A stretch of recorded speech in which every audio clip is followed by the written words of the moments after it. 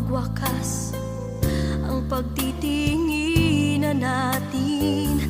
Araw man ay lumipas, hindi natin pa